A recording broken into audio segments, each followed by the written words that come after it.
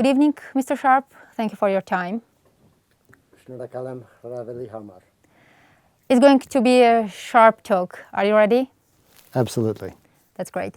Mr. Sharp, UNICEF representatives visited Ganja to see the injured children. Has anyone from UNICEF gone to Artsakh? And if no, why not?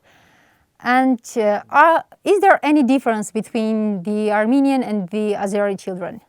Well, thank you. First of all, of course, absolutely no difference whatsoever. The United Nations, we are based on the principle, the universality of human rights enshrined in the Declaration of Human Rights. Article 2, in fact, very clearly notes that rights are afforded equally to everybody, regardless of where they're from, state, territory, it doesn't matter, absolutely. So there's no difference at all. Now, to the question about visiting events and places of events, we here, I can only directly speak as representative head of the United Nations in Armenia itself. And we have here a very clear legal mandate upon agreement with the host government, which is Armenia, that our mandate, UN in Armenia, is strictly limited to the boundaries, the territory, borders, international borders of Armenia. So even though we would wish to today, not even tomorrow, today, yesterday, to be able to go to have access to the Nagorno-Karabakh conflict zone, we simply do not have that, and we don't have the legal mandate for that access. However, does UN as a human rights defense organization need a mandate to save children's lives? Absolutely not. What we are doing, so UN in Armenia here, what we are doing is everything possible that we can in terms of the within the Armenian borders. So you mentioned UNICEF is doing everything possible for child rights and healthy lives of children. The whole UN team, we have 12 different agencies, are doing everything that they possibly can to assist in terms of building resilience of Armenian communities and helping Armenian people. We also absolutely do anything that we possibly can here in Armenia for those people who have had to flee their homes. We here in UN Armenia, UNICEF and the entire country team are doing everything that we possibly can to help people here, regardless of if they are from Armenia, if they're from Nagorno-Karabakh. In fact, with UNICEF colleagues, we have reached out and met with children injured in the Nagorno-Karabakh conflict zone. Artsvik, Narek and Ruben, injured here in Armenia and injured in the Nagorno-Karabakh conflict zone, to understand, to hear from them their stories and understand what is happening, to get a full picture of what is happening, and to transfer all of this information to the international structures, to the UN in New York and elsewhere. Now, but because of the mandate limit, as I mentioned, we cannot ourselves travel to Nagorno-Karabakh. We cannot ourselves go there. But we are absolutely focused as the top priority now for the organization, working with the OSCE Minsk Group co-chairs who are entrusted with the peace process by all parties, the Armenian government included, and we support that process. We are in close contact with them, supporting the process that they are leading so that a negotiated humanitarian corridor access can be opened on the basis of ceasefire. And as soon as that happens, then we will absolutely be there in Stepanakert, in anywhere, providing any assistance, humanitarian and verification that we possibly can. Okay. Mr. Sharp, hundreds of protesters for several days have been demanding from you as sharp statements as is your surname. So what is your answer to those protesters? Well, first of all, I mean, I just want to say that that as a person living here in Armenia with so many close, wonderful Armenian friends, with close and wonderful colleagues in the UN system here, that this has been the last 3 weeks during this reemergence of war and conflict has been really the hardest in my life. And I want to express to the people of Armenia, also on behalf of our staff, because our staff, the UN and Armenia staff, are absolutely affected in exactly the same way. Some of our staff are at this moment putting their lives at risk, called for compulsory service. Many of our staff have lost loved ones and are at the risk of losing loved ones at any moment. Just a couple of hours before I came here tonight, I found out that a very close colleague has lost her brother.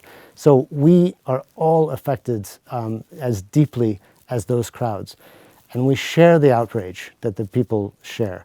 The UN system, the Secretary General, has shared the outrage at targeting of civilians in the Nagorno-Karabakh conflict zone, and has demanded a ceasefire, demanded that stop, and specified attacks also on Stepanakert. So I just want to say to those crowds, we share the outrage and we share the frustration. And we are with you in terms of those sentiments, what you are bringing, what you are expressing. And I just hope that the people can understand to not blame especially the UN staff here, the Armenian staff, because they are doing everything possible, and there are just simply limitations to what we can do here, UN Armenia. So I don't want to deflect the criticisms. Again, we are ourselves extremely upset and angry at what's happening and that it hasn't stopped. We are supporting any possible way. There's a lot happening behind the scenes in the headquarters level. We are doing everything that we can in our limited mandate here as UN in Armenia to, in an objective way, to transfer, to document and to transfer the information to structures in New York. They are working very closely with the OSCE Minsk Group co-chairs as well to simply support that process. And most immediately, absolutely most important is the ceasefire.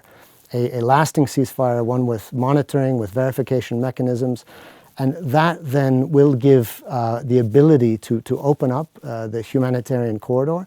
And hopefully, I do believe then that we, again, through the negotiation of the Minsk Group co-chairs, be able to, in the very near future, provide humanitarian access in Nagorno-Karabakh, in Stepanakert, elsewhere. So just simply wanted to say that we are doing everything. And in the meantime, here now, in Armenia, we absolutely do not discriminate. We are providing any support possible to people who have fled the fighting and the fighting in the conflict zone. I would add that we are in close contact with government of Armenia. We have offered humanitarian support. We have quite significant humanitarian support that we can provide through our 12 UN agencies to people who have fled the fighting, spontaneous arrivals here in Armenia as soon as we are requested. So when the time comes, we are ready at any moment to be providing very significant humanitarian support here. Mr. Sharp, anyway, UN is an organization of human rights, and you speak about ceasefire while the Azerbaijani President Ilham Aliyev just announced that his military goal is to attack and to take Shushi. How can you have such kind of statements condemning both sides and telling both sides of keeping ceasefire if you have already seen what Aliyev says? That is, their goal is obvious. And it's clear to everyone. They want to take Shushi. Well, I really, all I can say on this is that, again, that the UN entire structure working with the international partners from the Secretary General on down, and I've had a personal phone call with him in recent days, and the UN is engaging, is briefing the UN Security Council, which has had, for the first time in decades, sessions on this conflict 2 times in recent weeks. In fact, just yesterday there was a closed-door session. So we are putting the maximum efforts into ensuring an immediate ceasefire. And this really, there's unanimity from what I hear among the Security Council members. They're very clearly, very, very strongly behind that issue that the ceasefire must hold, and it must hold now. But they tell it to both sides. Yes, well, I mean, this is something of course, ultimately the ceasefire does require both sides. It requires quite a complicated process between the two militaries as well, and I understand that that there are ongoing efforts between the two militaries to organize the details, again, the monitoring and verification of the ceasefire. So I really can't speak about that much beyond the fact that this was the top priority of the UN Security Council. It just met yesterday.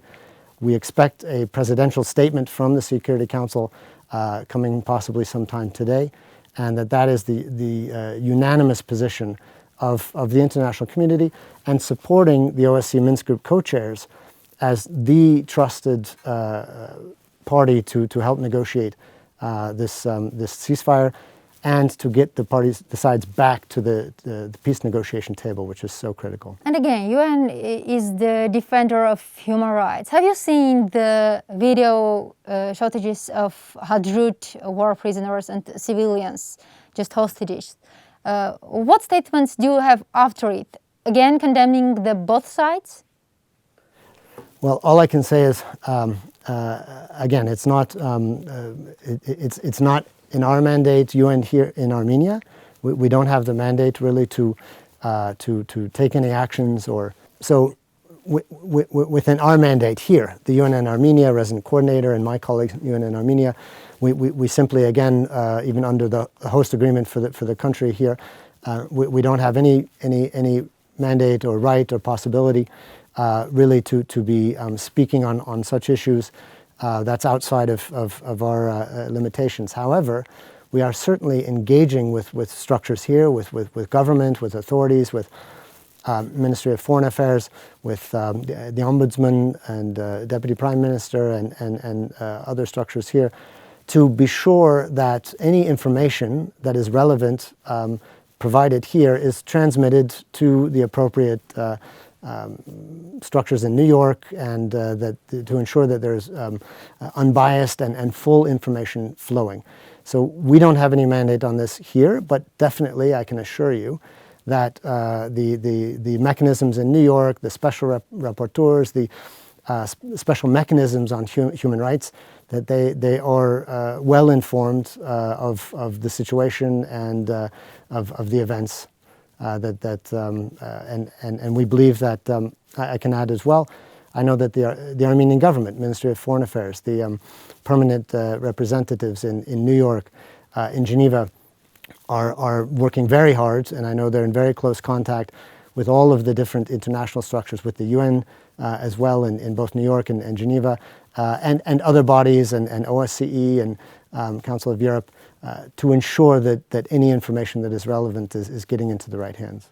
Mr. Sharp, as a UN representative and also as a human being, have you seen the footages of the beheaded soldiers that were posted on Facebook from the Azerbaijani side? And have you ever seen such kind of things from the Armenian side? Well, I mean, just simply as a person, I think that obviously we're all living in the world of social media, and so we're all seeing what is coming through the social media streams, and just have to reiterate that the Secretary General has said and is demanding that there is no military solution to this issue, to this conflict. Absolutely not.